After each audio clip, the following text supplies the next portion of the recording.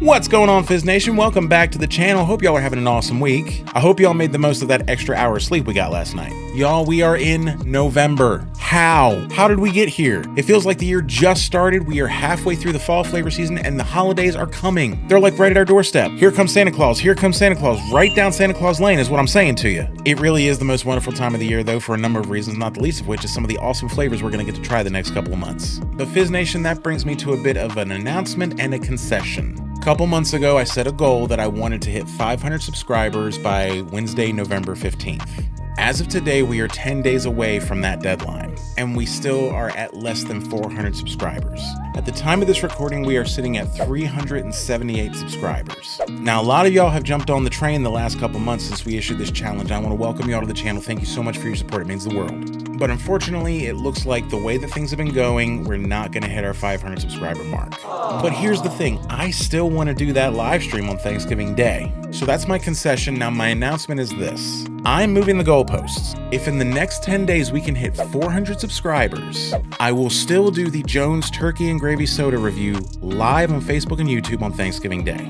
All we need is 22 more. I really think we can do it. Fizz Nation, what I really need you to do is hit the subscribe button. There are a lot of you who watch my videos on a weekly basis and aren't subscribed yet. If all of you were to hit that button today, we might actually hit 500, but we would definitely hit 400.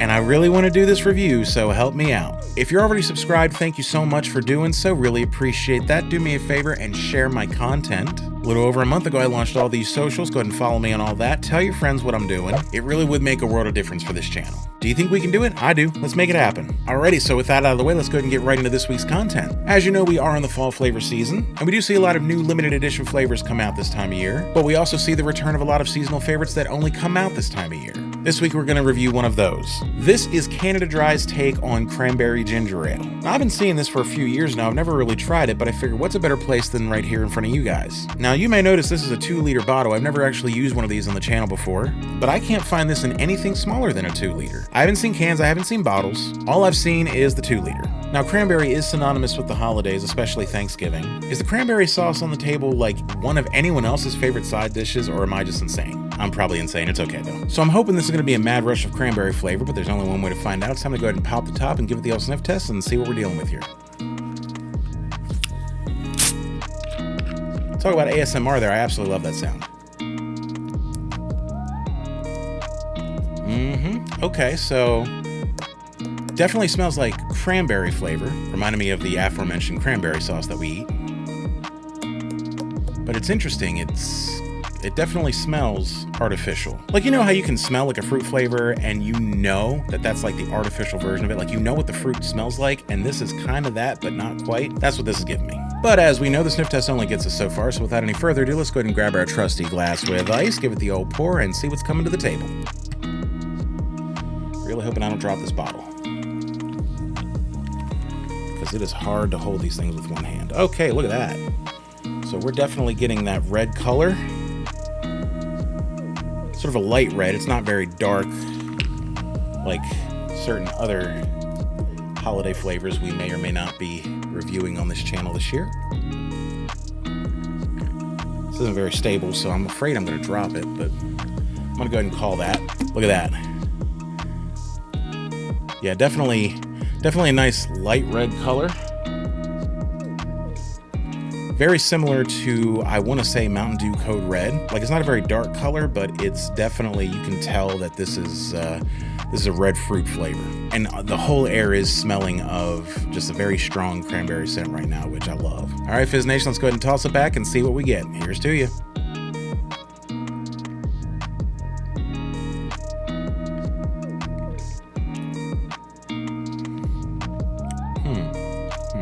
Interesting. I'm guessing it tastes exactly like what it says it's supposed to taste like on the label. Cranberry ginger ale. So this is definitely not a pure cranberry soda. Now, there's definitely cranberry flavor here, but I can definitely taste the ginger ale underneath of it. Full disclosure, Fizz Nation, I don't actually drink ginger ale. I don't like it. It reminds me of when I was a kid. Every time I was sick, ginger ale is what was given to me to hopefully try and make me feel a little bit better and kind of settle my stomach a little bit. So my whole life, I have associated ginger ale with being sick.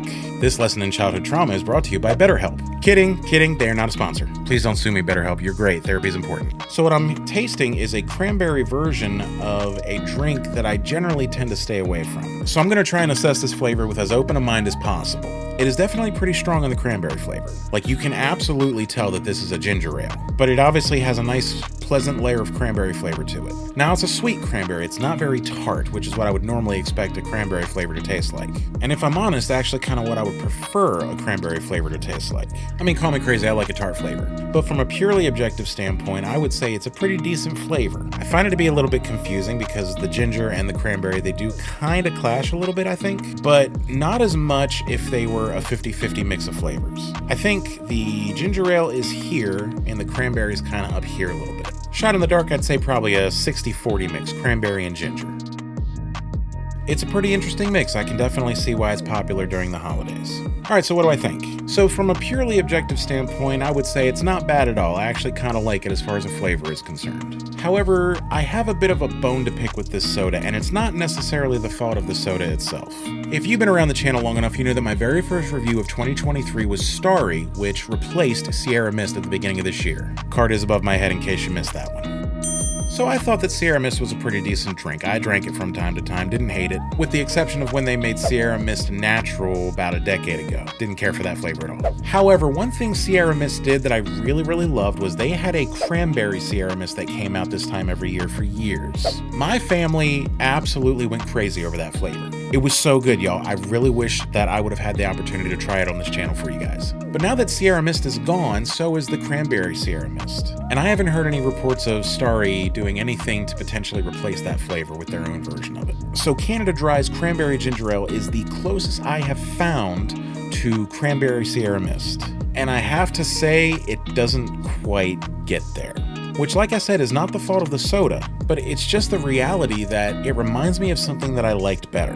And maybe that's not fair on my part, but it's just the unfortunate reality. It's good, it's a decent holiday drink, but I'm afraid that it's just not quite for me in the way that Cranberry Sierra Mist was. Plus, like I said, the fact that it is a ginger ale, and that's obvious, makes it a little bit more difficult for me to enjoy it the way that I would have enjoyed something that wasn't a ginger ale. Again, not the fault of the soda. But that's going to go ahead and do it for me, Fizz Nation. Thank you again so much for stopping by this week. We're getting closer and closer to the holidays. I'm really excited about that. There's some flavors I can't wait to try in front of you guys. And the main one I'm looking forward to trying for you guys is the turkey and gravy soda, which goes great with cranberry, by the way. So let's see if we can get to 400 subscribers by November 15th. But in the meantime, in between time, I'm going to go ahead and finish this up. You guys have a great week, and we will see you next time.